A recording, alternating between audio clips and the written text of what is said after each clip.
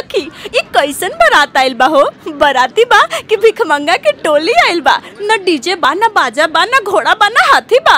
लागत आई समधी भड़ुआ एक नंबर के फुचारी हवे, खाली बड़ बड़ बात करेले।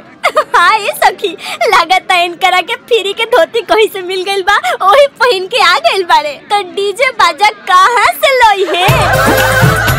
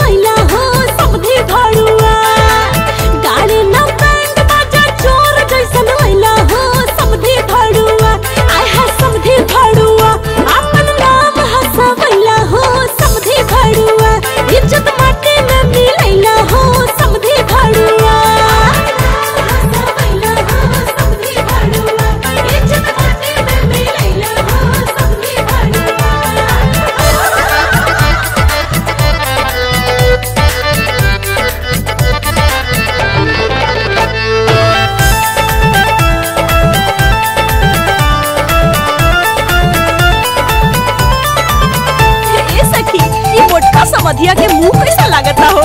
हाँ ये सखी, ये मोटका समधी तो हमरा देख के आँख मारता हो। खाए के न रोज तारा